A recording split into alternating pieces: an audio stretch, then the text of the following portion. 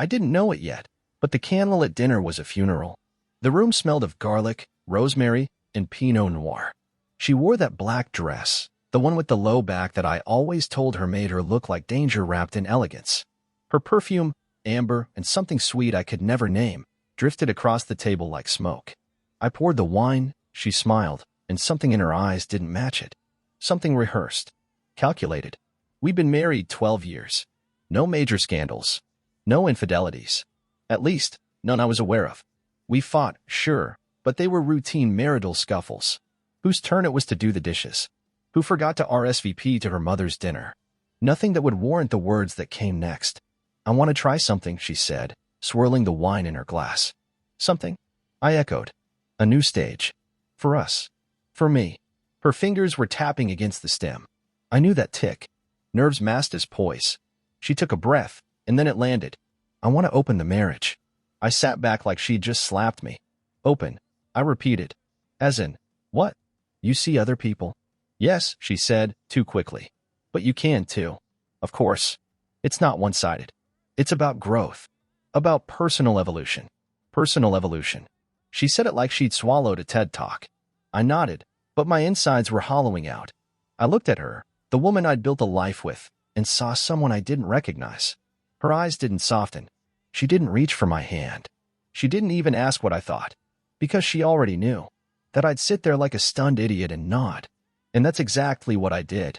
After dinner, we loaded the dishwasher in silence. She kissed me on the cheek before heading upstairs. Said she had a work call in the morning and needed sleep. I stayed downstairs with the last of the wine. The bottle looked empty, but I kept tilting it, chasing drops like they were answers. Later, lying in bed beside her, her back to me, her breathing steady, I stared at the ceiling and counted cracks in the paint.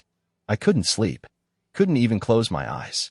So I did something I'd never done before. I texted Maya. 2:08 a.m.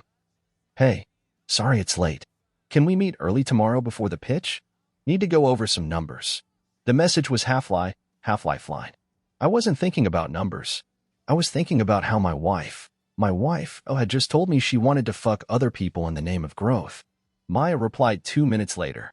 2:10 a.m. Sure. I'll bring coffee. 7 okay. That was Maya. Efficient. No questions. But I knew she'd ask when she saw my face. She always knew when something was wrong. My wife stirred in her sleep, rolling onto her back. The blanket shifted just enough for me to see the lace edge of her nightgown.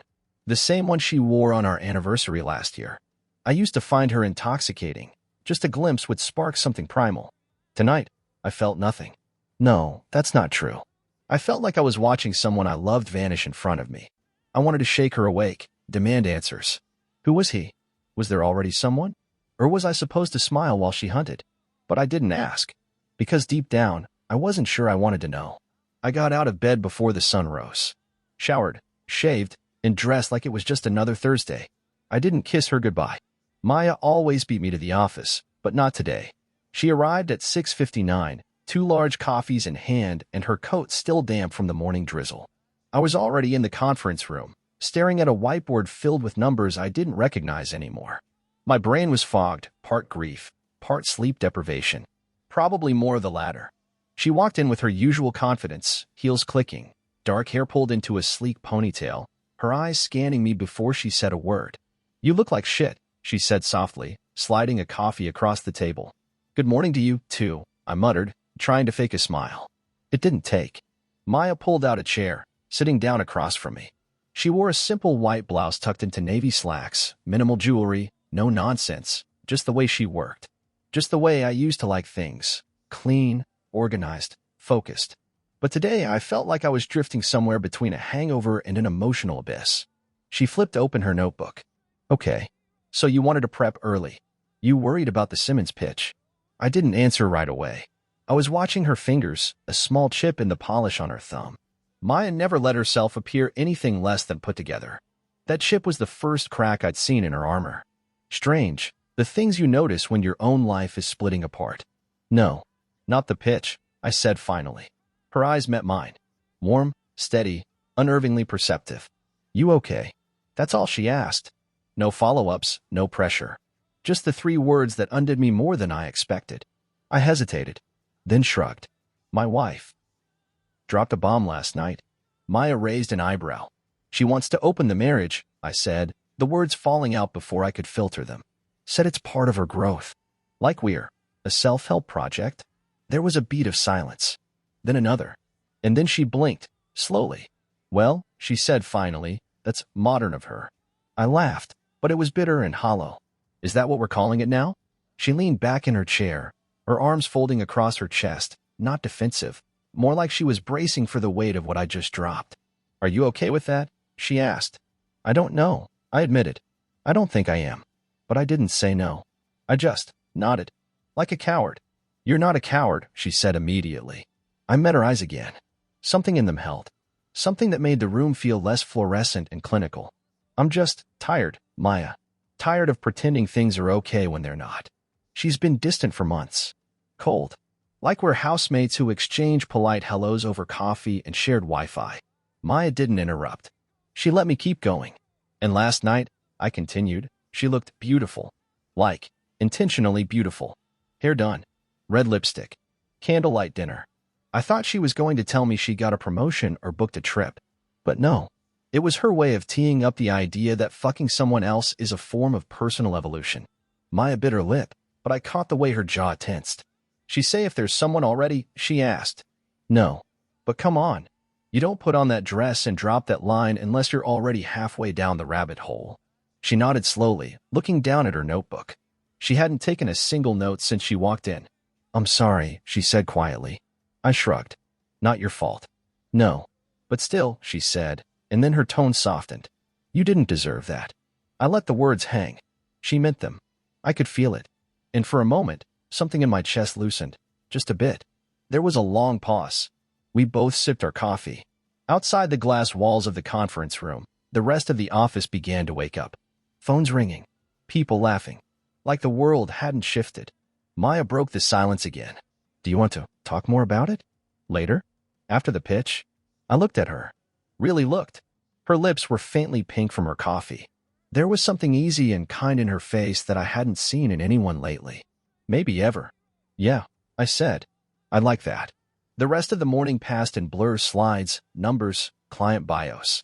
We went through the motions like professionals, and no one would have guessed that just hours ago, I was unraveling in front of her.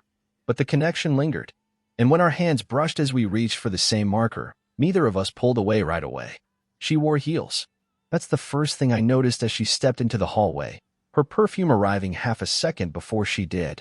Leather and jasmine. Maybe. She never wore jasmine. At least not for me. You look nice, I said, standing there with a glass of scotch in hand, pretending to scroll through an email on my phone. She gave a tight smile. Thanks. The black dress was short. Not slutty, but shorter than anything she'd worn in years. Thigh skimming. Skin shimmering just enough to say yes, I planned this. The kind of outfit you wear for someone you want to impress. Someone new. You going far? I asked. She opened her clutch and pulled out lipstick, applying it with practiced ease.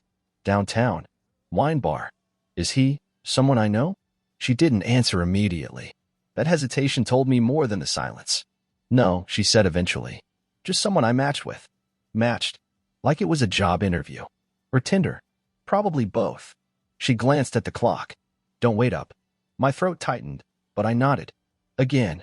Like I had some unspoken contract to remain calm, rational, polite. To not show her how surreal this felt. Watching her strut past me like we were just roommates now, and she had a date with a stranger who would get the version of her I hadn't seen in years. Have fun, I said, deadpan. She stopped at the door, as if reconsidering. For a second, I thought maybe she'd put down the keys and say let's talk or this doesn't feel right. But she just adjusted her hair, smiled like a woman who had already left me in her mind, and walked out. The door clicked shut. I stood there in the silence, then checked my phone out of habit. Nothing from her. Nothing from anyone. Except Maya. She'd sent a file an hour earlier, some final tweaks for tomorrow's proposal. But under it, a simple text. 7:02 p.m. Still at the office. Place is quiet. Come by if you want. I don't know if I meant to take it as an invitation, but I did. 10 minutes later, I walked into the office and found her in the break room. Her shoes were off, her blazer draped over a chair. She was microwaving something, leftover pad thai, by the smell. You came, she said, surprised but not unhappy. Didn't feel like being home. Bad night. I hesitated. Then, it's her first night out. Maya nodded, chewing slowly, her fork suspended midair. And how are you holding up? I laughed softly, like someone who just watched his wife dress up for another man. That's fucked, she said, with zero hesitation. And I don't know why, but hearing her say it, not softly, not with pity, felt like the first real thing anyone had said to me all day. You hungry? She asked. I shook my head. I just didn't want to be alone. Maya leaned against the counter, her eyes on me. Then you're not. We ended up in the small conference room with the lights low and a second bottle of wine she'd kept stashed in her desk drawer. She poured 2 glasses, pushed one toward me, and sat close, closer than necessary. We talked. Work, childhoods, music. She told me she used to play piano.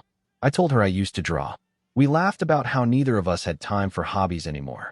Then we didn't talk at all for a while. Just sipped and listened to the silence hum between us. When she spoke again, her voice was quieter. So what happens next? You just let her go out? Date? I shrugged. She calls it freedom. Evolution. And you? I don't know.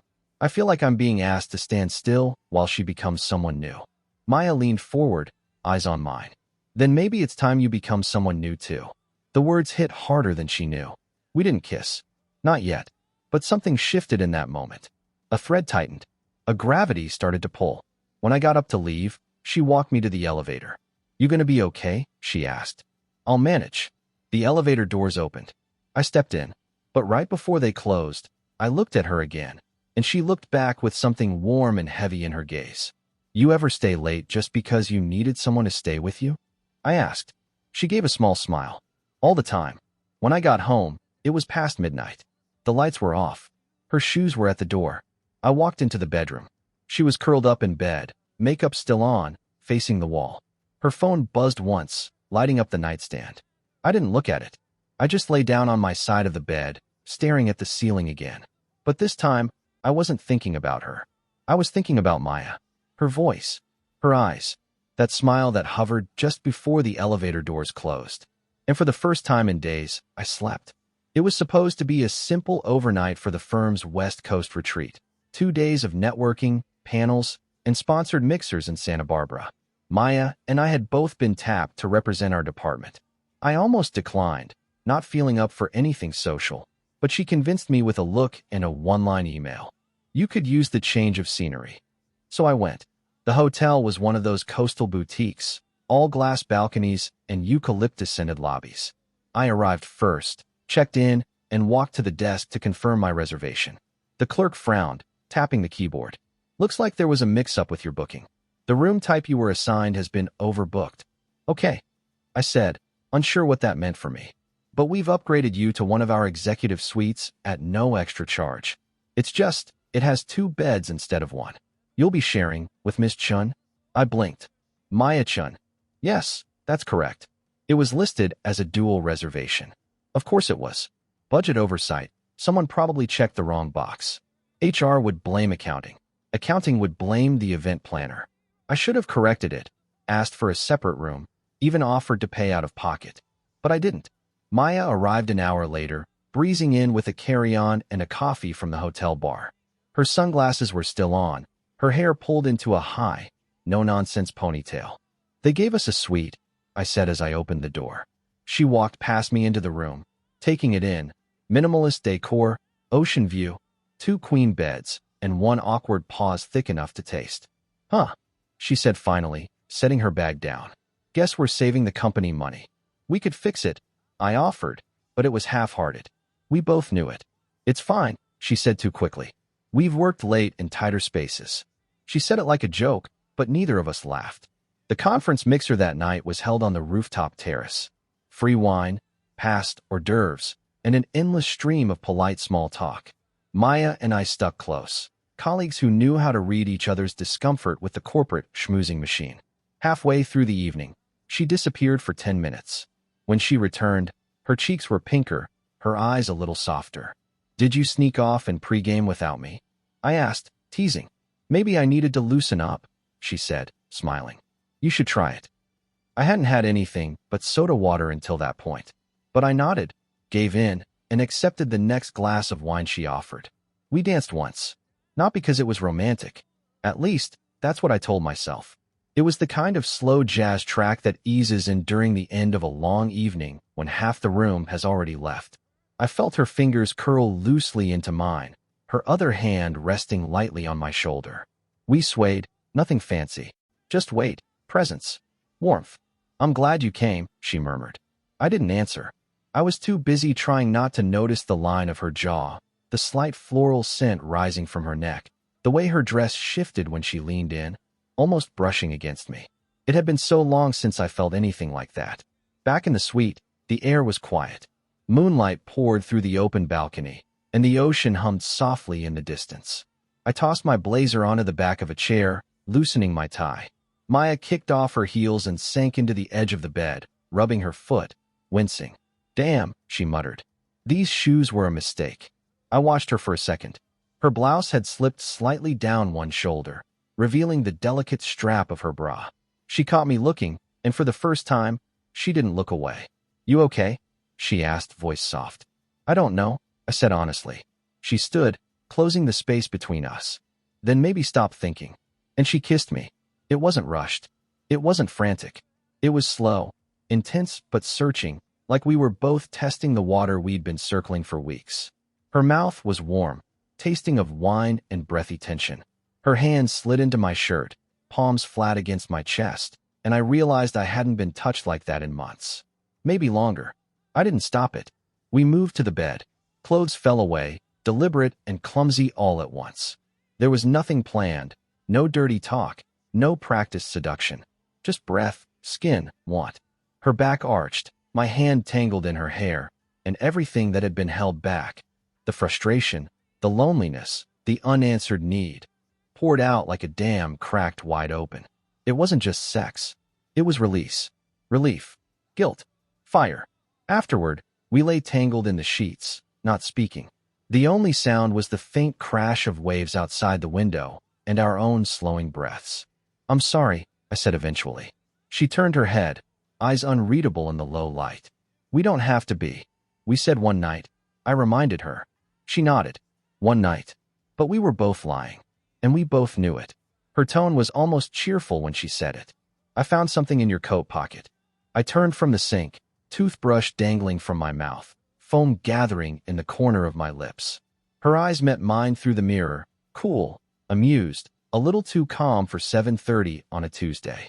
"You did?" I asked, wiping my mouth.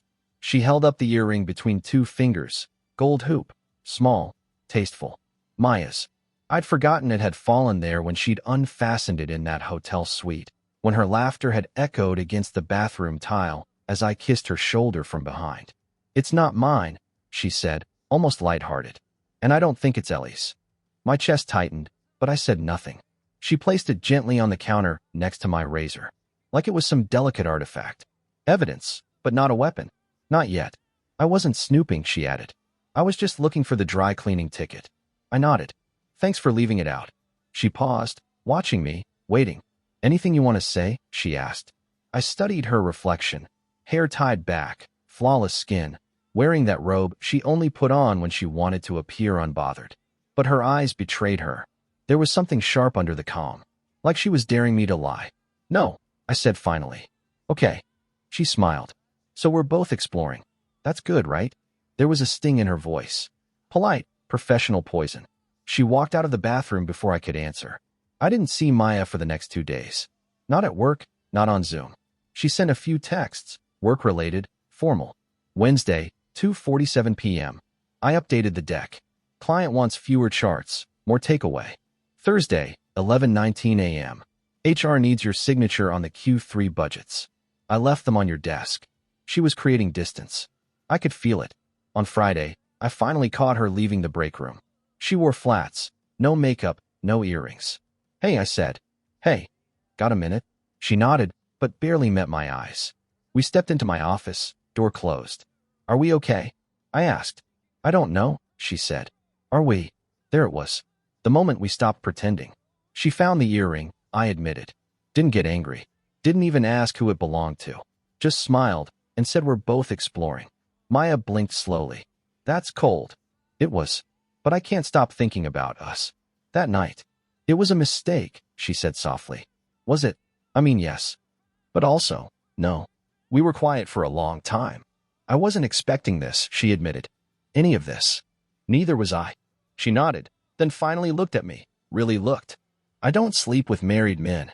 I winced. I didn't plan this. I know. That's the problem. The next night, Dana dressed up again. Same scent. Same flick of mascara. Same late text. 8:02 p.m. Meeting someone for drinks. Don't wait up. She didn't ask if I had plans. Didn't wonder where I was going. Maybe she didn't care. Or maybe she just assumed I wouldn't go anywhere. That I'd stay home, alone, pretending to be okay with this version of marriage she convinced herself was growth. But this time, I didn't stay home. I drove to the office. Not for work. Not for anything clear. I just couldn't sit in that house again. When I reached the building, Maya's car was already in the garage. My pulse kicked.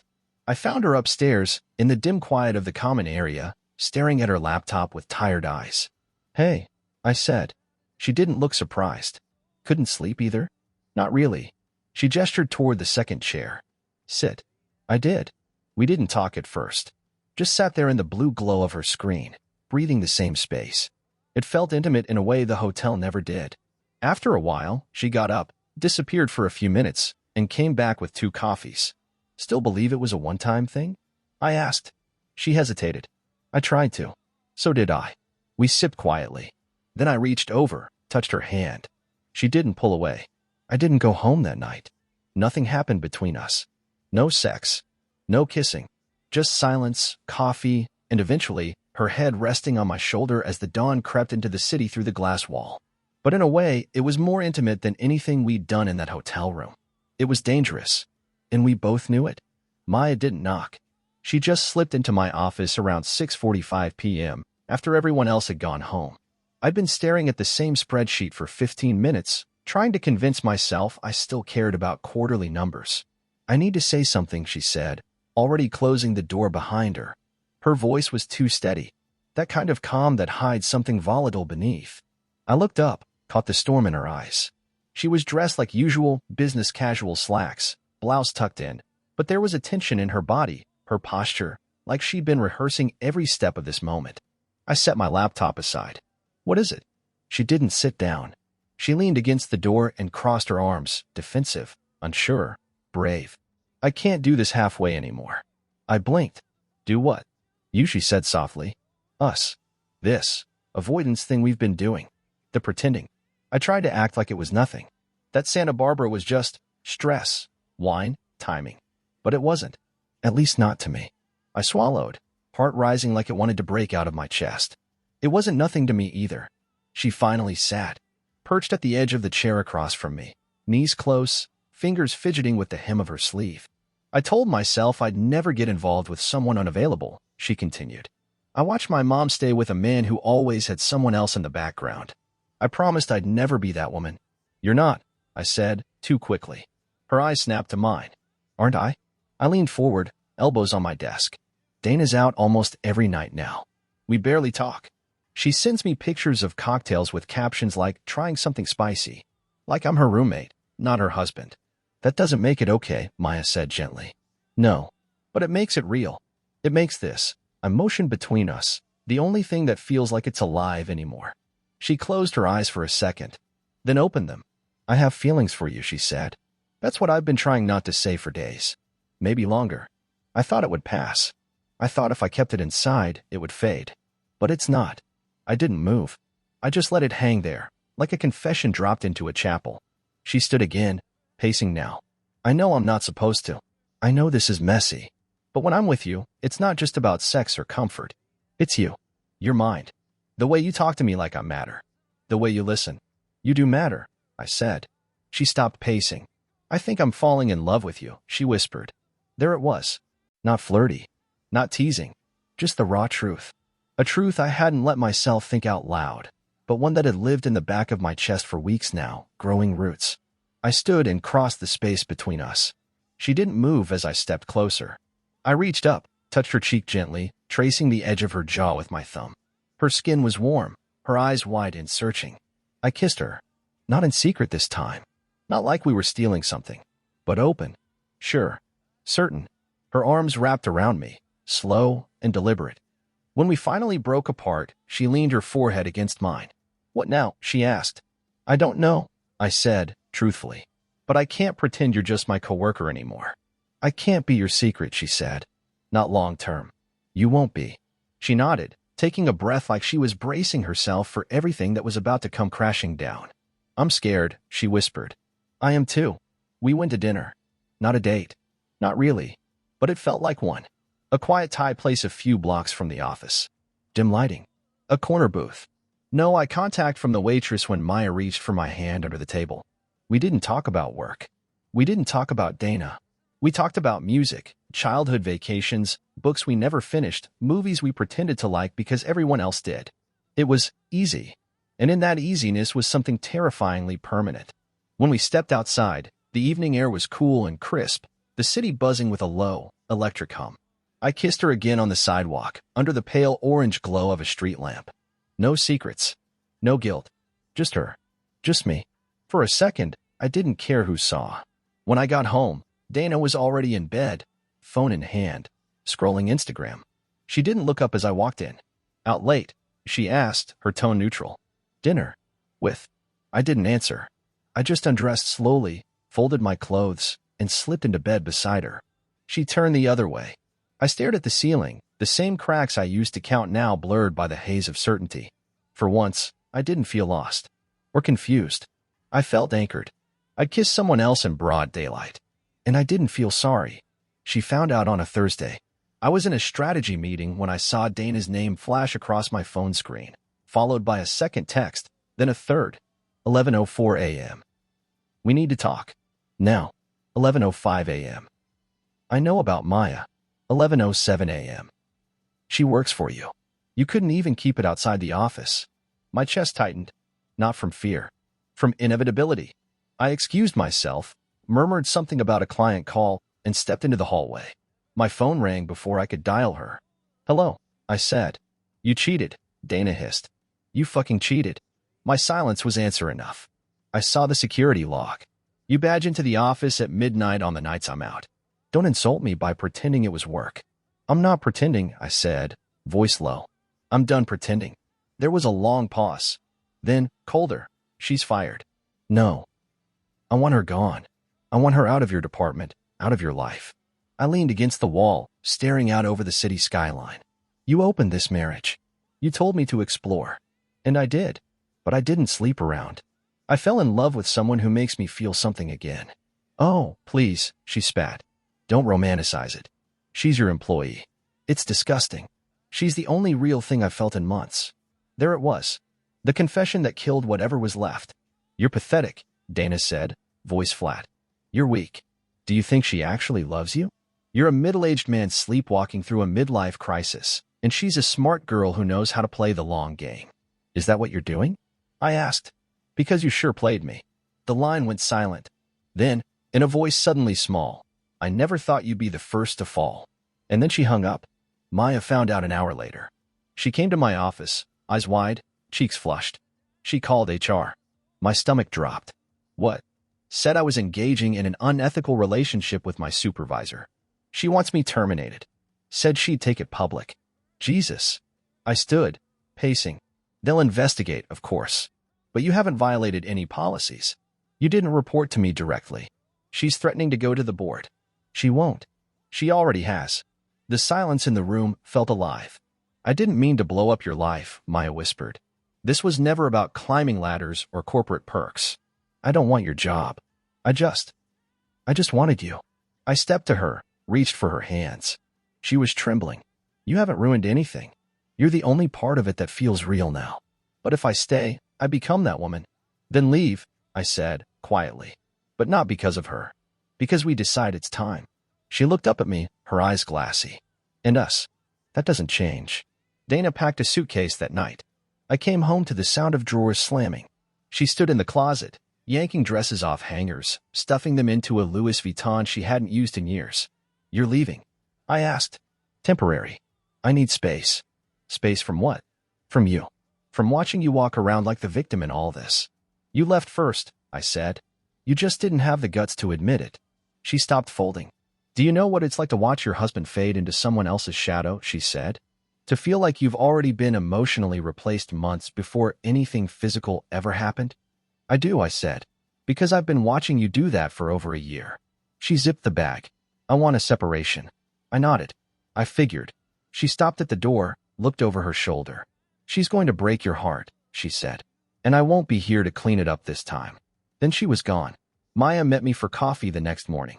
Her eyes were tired, but she looked calm. I spoke to HR, she said. They're not firing me. But I asked to be reassigned. Out of my department? She nodded. You okay with that? I asked. No, she said. But I'm more okay with that than losing you. We sat there for a while, the silence between us warm and real. Her hand found mine under the table. I'm scared, she said, for the second time in as many weeks. I'm not, I told her. Not anymore. The papers came in a manila envelope, thick and impersonal. Dana had always been meticulous. The filing was no different. The forms were organized, flagged with sticky notes, signed where necessary. Attached was a handwritten letter. Let's keep this civil. Civility. That was her final offer, I guess. Friends started calling. Well, some of them. Others just stopped. The ones we'd vacationed with, hosted wine nights for, sent holiday cards to. They chose sides like this was some suburban custody war. Half stayed neutral, the other half disappeared. Apparently, open marriage sounded trendy, until you're the one who ends up on the losing end of it. Maya kept her distance during the early days of the divorce. We texted. We had lunch. But there was space, carefully measured, painfully respectful. I don't want to be the reason you resent anything later, she said. You're the reason I'm sane, I answered. But she didn't come over. Not yet. Then one night, Dana showed up. I was on the couch, pizza box open, TV flickering light across an otherwise dark living room. The knock was soft. When I opened the door, she stood there in a long coat. No suitcase, no shoes, just barefoot and hollow-eyed, like someone who'd walked through a dream and couldn't wake up. Can I come in? She asked. I nodded, stepping aside. She walked in slowly, like the walls were foreign to her now. She ran a finger along the back of the sofa, touched the edge of a photo frame. Us in Italy, 5 years ago. I hadn't taken it down. You've lost weight, she said, finally turning to face me. I stopped eating pasta for 2, I said, trying to deflect. But the bitterness didn't land. She stepped closer. I miss this place, she whispered. I miss knowing who I am in it. You mean you miss control? I said. That hit. She flinched, barely, but didn't deny it. We stood there, inches apart. Then, without a word, she kissed me. It was soft, familiar, mechanical almost, like muscle memory. My hands didn't move. My lips barely did. It felt like kissing a ghost. She pulled back. I still love you, she said, eyes shining with some mix of regret and desperation. Maybe we can undo all this. Maybe it doesn't have to be. It already is, I said gently. You left. So did you, she snapped. No, I replied, voice steady. You gave me a passport and told me to explore. I just went somewhere better. That was it. That was the moment she knew. She nodded once, gathered her coat around her shoulders, and left without another word. Later that night, I texted Maya. 10:17 p.m. She came by. 10:19 p.m. Did she try to change your mind? 10:20 p.m. She tried, but I didn't let her. There was a pause before she replied. 10:22 p.m. Okay. 10:24 p.m. I don't want to be a rebound. I don't want to be your reaction to a broken marriage.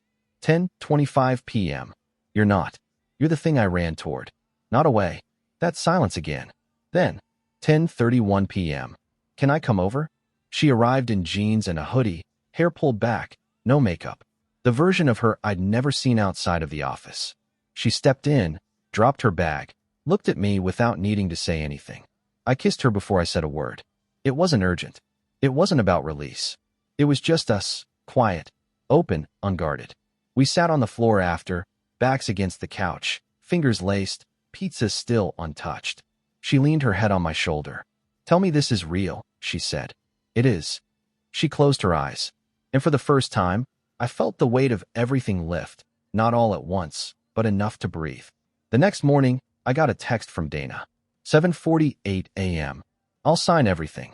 No fighting. I'm done. I stared at it for a long time. Then I deleted it. Not because it didn't matter, but because it didn't change anything. The fallout was over. Now, there was only what came next. She didn't see the envelope at first. It was sitting on my desk when Maya walked into the corner office, her arms full of budget revisions and coffee in a paper tray. Her hair was windswept from her walk-in, cheeks flushed from the morning chill. "You beat me in for once," she teased, setting the tray down. "Should I be worried?" "Not unless you're allergic to change." She tilted her head. "That sounds cryptic." I picked up the envelope, handed it to her. "Open it." She eyed me warily, then slid a finger under the flap and pulled out the document inside. Her eyes scanned the top line, then froze. "Vice President of Strategic Operations," she read aloud. I nodded. "It's yours. Official as of next month." Maya blinked. Twice.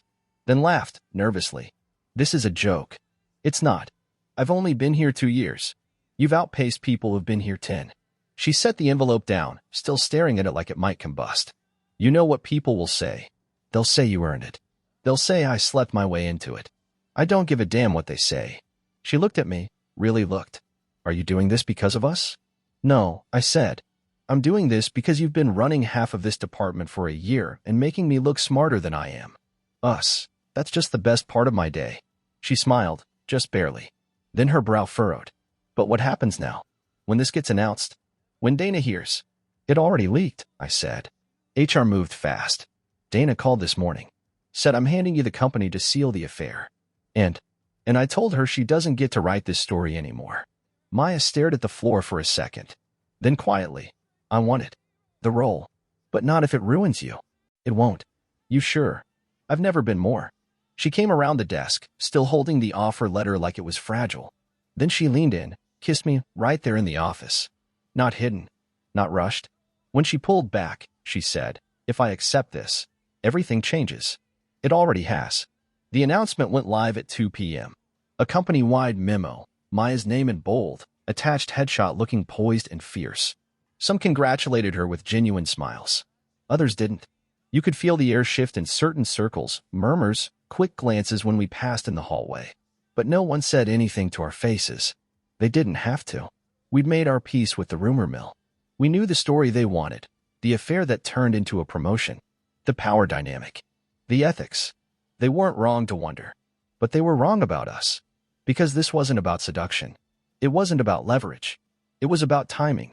About two people who happened to find each other when everything else was falling apart.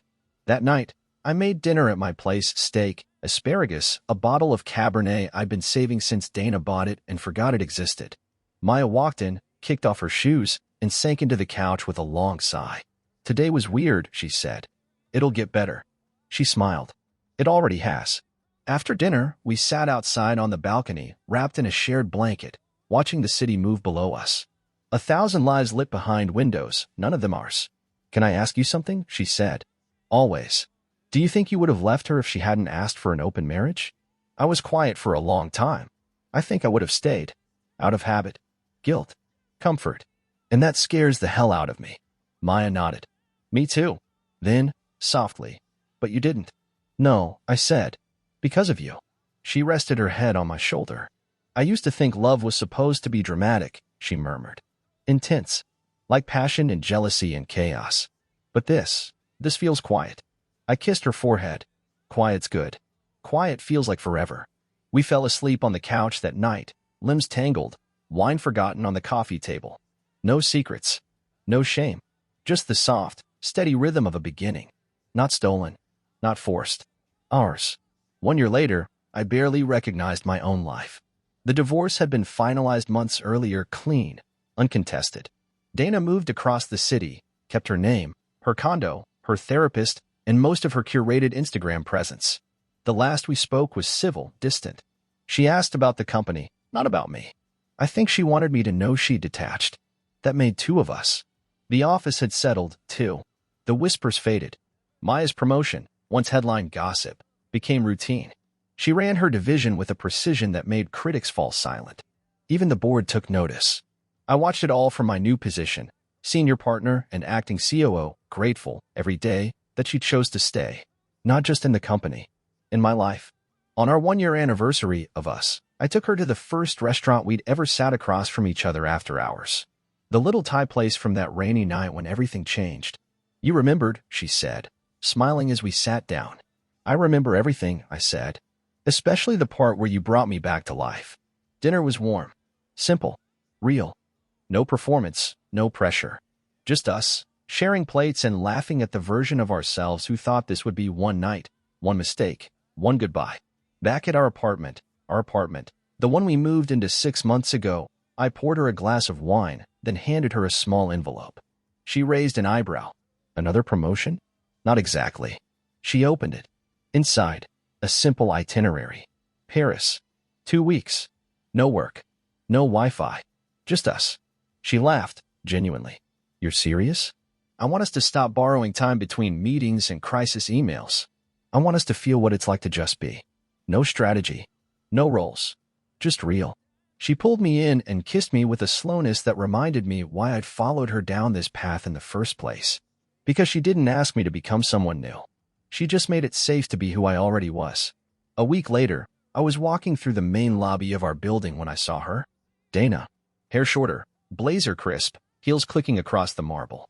She hadn't changed much. Still elegant. Still cold beneath the surface. She saw me. Slowed. Her eyes drifted to Maya, standing beside me, laughing at something on my phone, her hand casually resting on my arm. Dana paused. Our eyes met. And I saw it. Regret. Not longing. Not bitterness. Just that silent recognition. She gambled her version of freedom and lost something she hadn't realized was irreplaceable. I didn't wave. I didn't speak. I just turned back to Maya. And she smiled. We flew out that night. In Paris, I watched her walk barefoot across the balcony of our hotel room, sipping espresso in a linen shirt that fell off one shoulder, sunlight painting her skin gold. She turned toward me and asked, Are you happy? I didn't answer right away. I just walked to her, kissed her gently, and wrapped my arms around her waist. Yes, I said, more than I thought was possible. People say love is about timing. I used to think that meant getting lucky, being in the right place at the right time with the right person. But I don't believe that anymore. I think love is what you build when life doesn't go the way you planned. When someone hands you an empty space, and instead of filling it with fear, you let someone else in. Fully. Fearlessly. Finally. Maya wasn't the detour. She was the destination. And as I stood with her that morning, overlooking the Seine, with the past finally behind me, I knew something with absolute certainty. I hadn't lost a wife. I'd found a real partner.